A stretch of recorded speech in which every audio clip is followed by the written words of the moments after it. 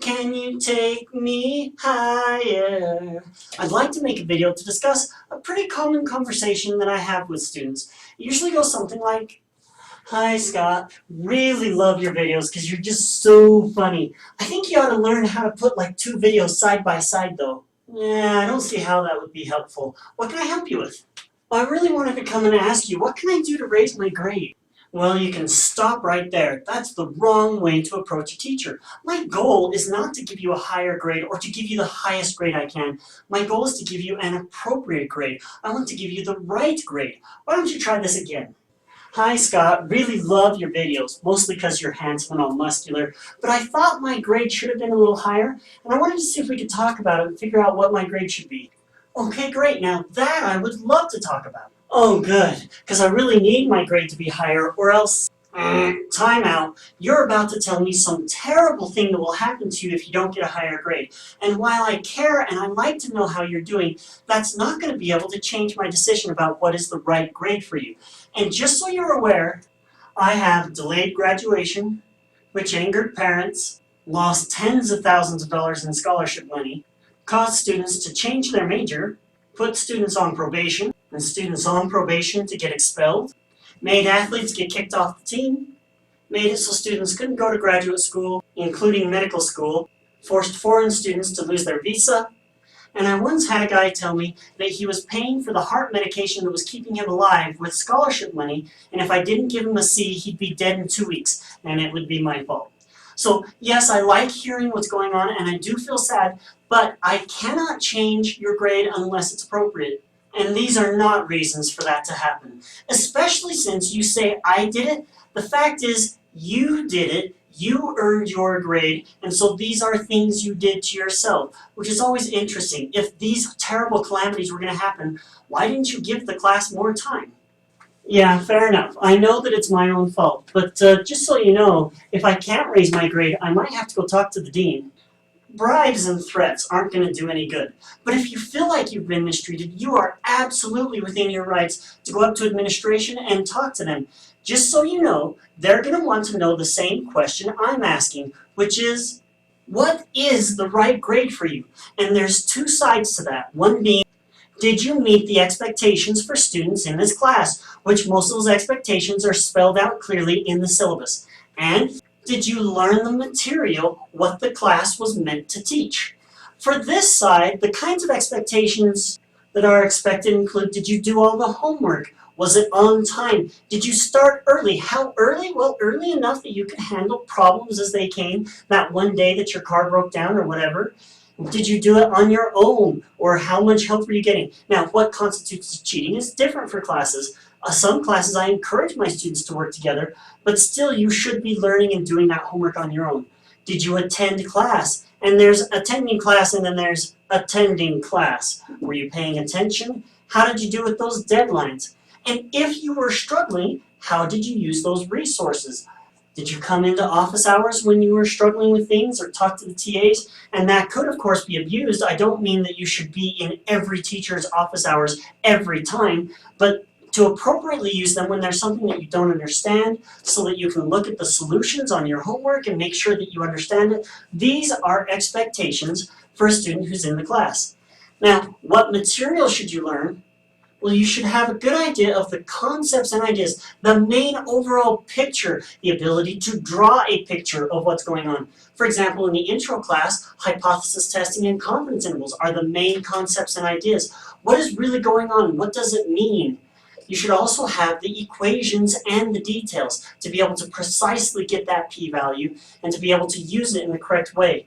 And not just able, but able to do it quickly. It should be right there at the edge of your mind. I hear students sometimes say, yeah, if I'd had 3 hours, I probably could have figured it out. Well, that's not where the expectation is for learning the material.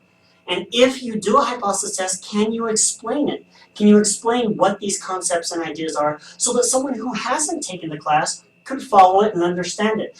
And out of all the things we learned in class, can you pick out when each piece should be used and in the right scenario to use it in? Now, how do we determine these? Well, we use exams. And we all know that tests are not the best way to try to determine whether a student understands the material, but sometimes it's the best thing we have. So there is an expectation that you should be able to do well on those exams. So what is an A student? An A student does really well in both these categories. Not necessarily perfect, but the A student will have a few common mistakes and rare lapses when things weren't quite done on time or maybe missed a class, but for the most part, really well done. So what's a B student? A B student has one or the other where it didn't quite work out. Maybe they had some occasional lapses, some homework deadlines that weren't quite right, or maybe they tend to make some mistakes. There's some learning there that's struggling. And the B students who want an A are the most common type of student to see in my office saying, I want a higher grade. And often they will say, I did really, really good here. I just had some mistakes here. Or I did everything that I was supposed to do in the class. I just struggled with some of the concepts. Okay, that's great. That tells me that a B is the right grade for you.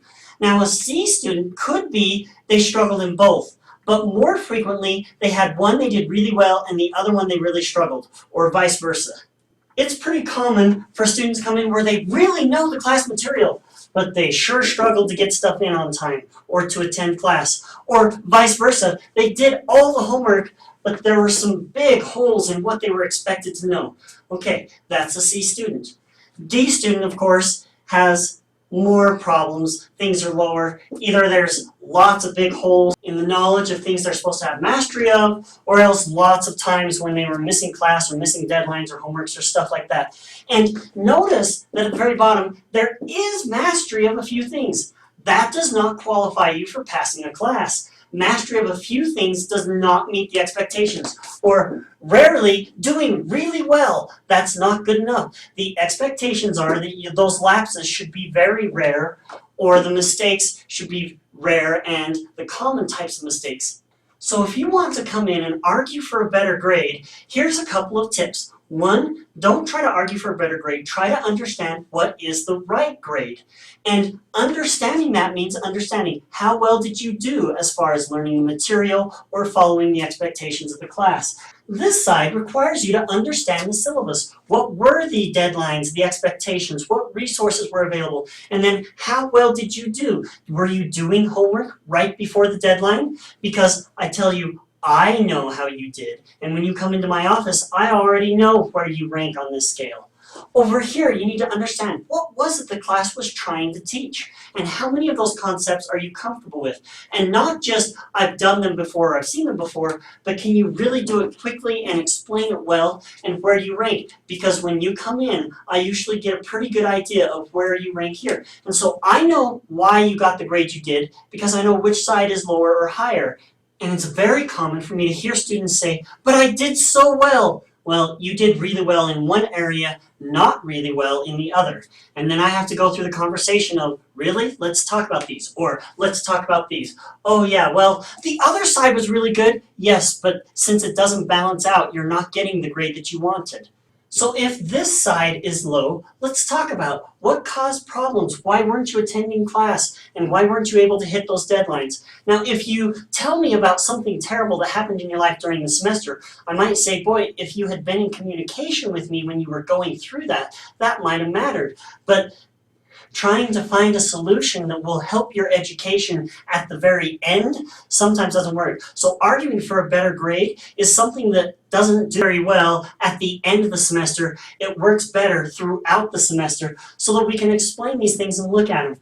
But when a student comes in and they've missed homeworks or deadlines or posting or whatever it is on the grade, the question is, can you tell me what happened? Oh yeah, Netflix happened. Okay, so on the other side, what happens if there's some serious mistakes on the exam? Maybe you've completely blown how to write a hypothesis. Okay, let's talk about that. What is it you're not understanding? And it's very common for students to say, I swear I know it, I just couldn't do it on the exam. Well, retain quickly and know it well enough to be able to do it in the exam is part of the expectations.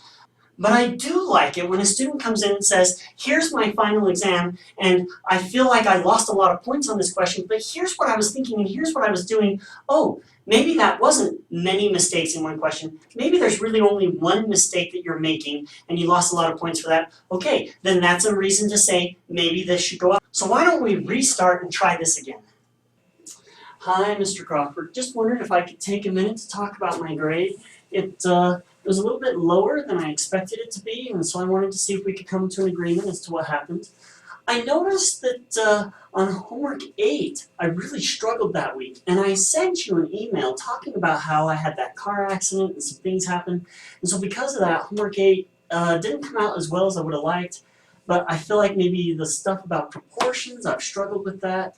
And I noticed on the exam that I had mixed up p hat and p every time, so I missed a lot of points on all those questions that had proportions, when really it was only one mistake, p hat and p. And I've looked at it and I can see now where I got that mixed up, but I was wondering if we could look at how many points I had and just try to come to an agreement as to what seems to be the right grade. Alright, I like that. I can see how that problem with homework 8 is now making it so that you're losing a lot of points for one simple mistake. Why don't we go look at your exam? I notice your grade is right on the border, and maybe if we change a few points, we can see what that does to your grade. That's how it's done.